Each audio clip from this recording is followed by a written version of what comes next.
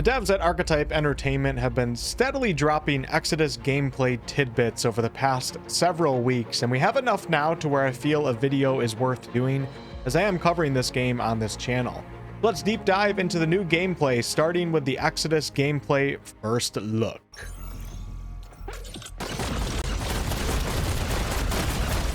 In this almost 2-minute long gameplay segment, we first witnessed the player character June alongside companions Tom Vargas and Elise, and they're on a mission that's called Precious Cargo that is currently set at escaping the train wreck. Now do keep in mind that all of the gameplay shown in this video is work in progress. This combat scene takes place on the outskirts of Lyonesse, which is a city on the habitable moon of Lydon, and this city is located at the base of an orbital tower. In this gameplay segment though, June, Tom, and Elise are confronted by some hostile opponents.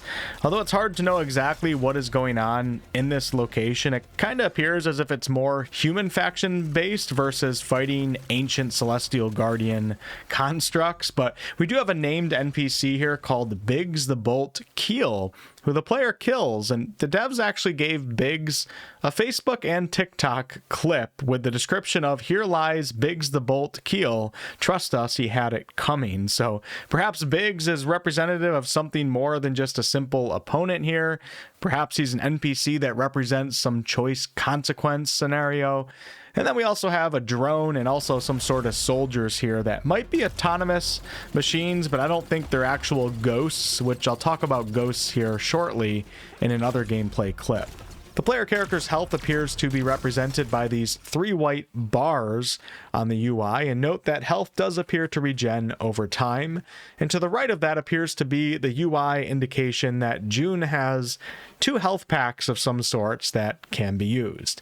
Underneath the health bar is where your weapon being used is represented with the ammo amount.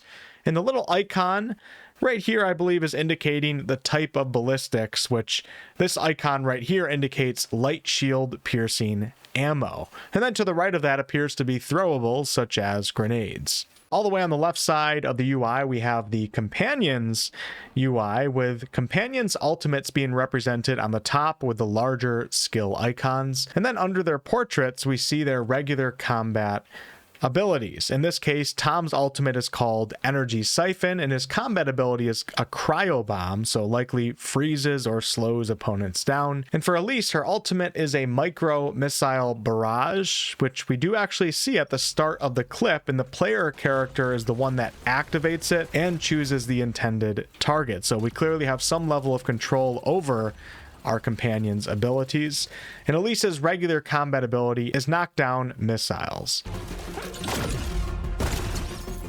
During this encounter, we see the player character and companions utilizing cover, as we know this is a big part of the game's combat system. And when the player sprints, there is some sort of energy stamina type resource that begins to drain, so you likely won't be able to endlessly sprint to, cover or cross the battlefield. Right here, the player character opens up the quick wheel, allowing them to switch from their current selected weapon to what you would initially assume is a secondary weapon, but actually both of these weapon selections come from the same weapon called the Recycler. And when the player switches, if you watch closely, the Recycler gun in June's hands actually changes form.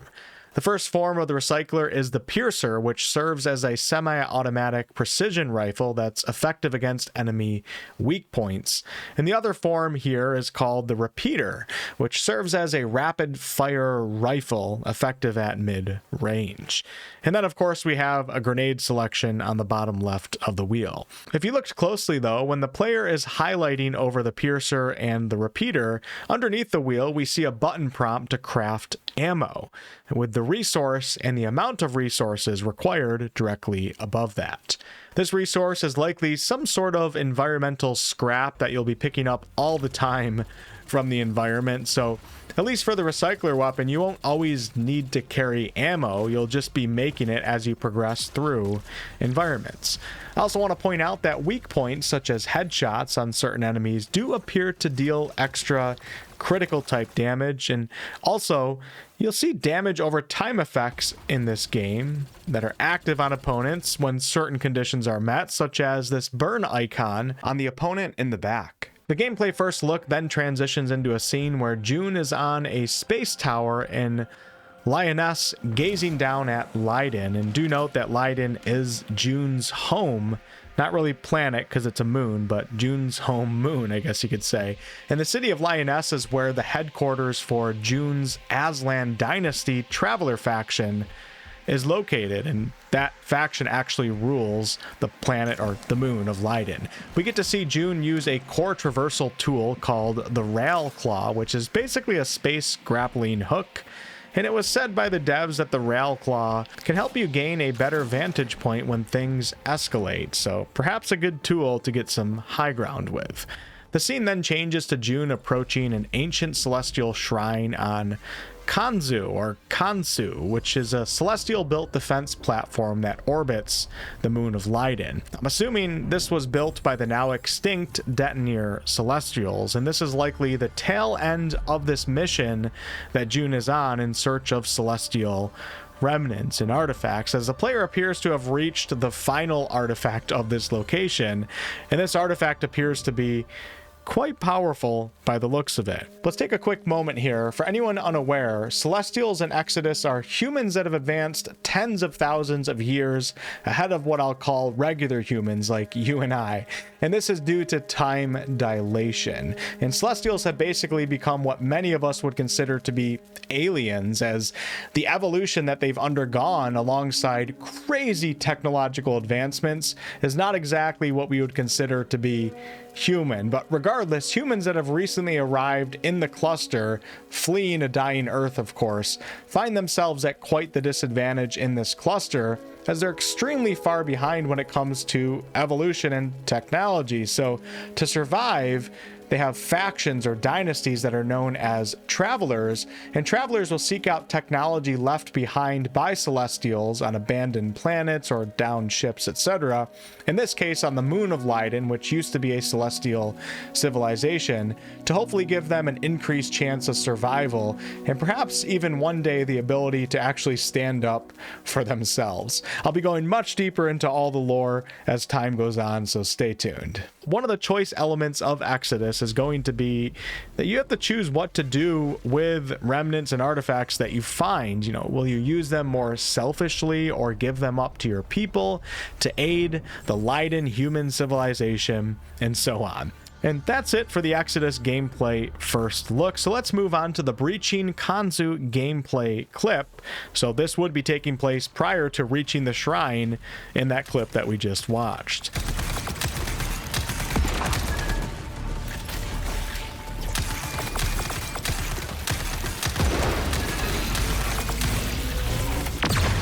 Once again, June is accompanied by Tom and Elise, and this is where they encounter ghosts. In this case, ghost soldiers.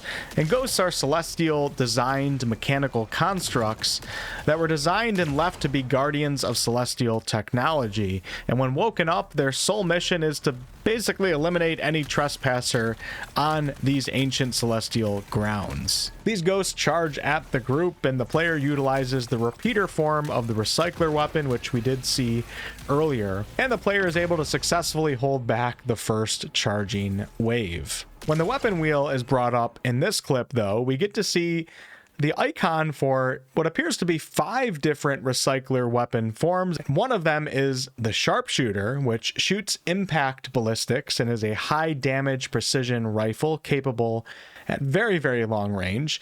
But this player decides to switch to the shredder, which is a spread shot weapon that is devastating at close range and shoots light armor breaking ballistics. Both are recycler forms. Now, also on this wheel, we can see way more options on the bottom half this time, but I have no idea really what any of this is, with the exception of the grenade icon. After taking out 2 ghosts with the shredder, we then get our first look at the Lance Gauntlet ability, which hurls livestone javelins for heavy damage. Probably my favorite part of this gameplay segment. Javelins do appear to cause some sort of AoE explosion, or I guess that could also just be the ghost's self-destruct.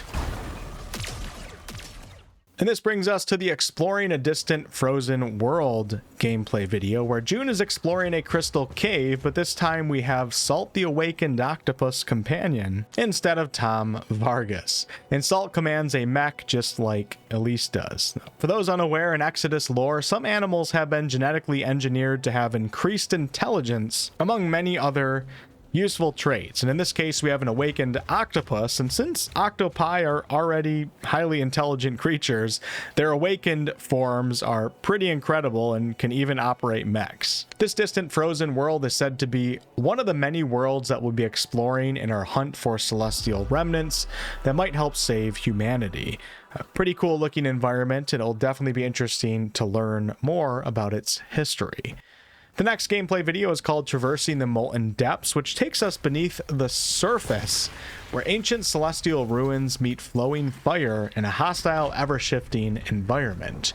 Quite a change up from the frozen world setting. This time we have Tom and Salt with us, and we watch the player use the gauntlet ability called Eruption to clear debris,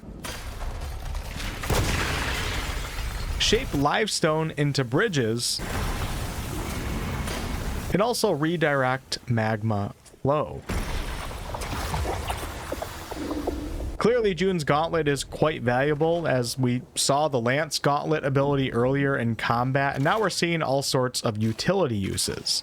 This gauntlet is called Orion's Gauntlet, and Orion was June's father, who was a legendary traveler and the ruler of Leyden before his final exodus and before June's half-brother took over, and we the players will be able to customize this gauntlet as well as upgrade it. And the final gameplay segment for this video is the Stealth in Action clip, which features June alongside Tom and a companion that goes by the name of Solomon. I'll do a dedicated video on the companion sometime soon. And they are infiltrating a heavily guarded celestial chamber held by Zealot forces. This clip is of course focused on stealth, and it starts off showing us precognition, which allows you to mark enemy positions as well as get some information on them before you move in. The information revealed not only tells the faction that an opponent or target is associated with and their health, but it also might tell you the type of armor that they're wearing and what that armor is weak against, so you can, prepare accordingly, especially with your recycler weapon, what form of it you want to use. And we also get a short summary of the target or opponent. This time the player is up against other humans, it appears, that are soldiers in Gideon's army, and Gideon is June's half-brother who has taken control of the planet of Leyden after June's father Orion left for his final exodus.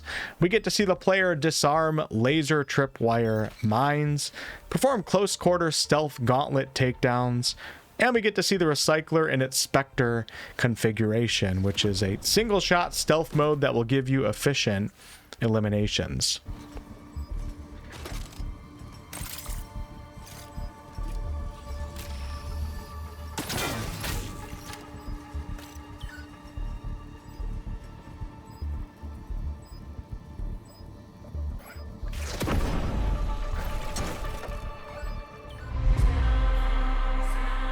So there you have it. Those are the recent gameplay clips, and if we get more, I'll of course do another update video. I do plan on covering this game extensively on the channel, and so far, now that they're finally releasing gameplay, I do like what I see, so that is good. Of course, the world building I am already deep into. I read Peter F. Hamilton's book. Another one's coming out in June. I have an encyclopedia here, a traveler's handbook, and I'll be putting together an in-depth, immersive lore type series sometime before the game actually launches. So thank you guys so much for watching. I'll catch you on the next one.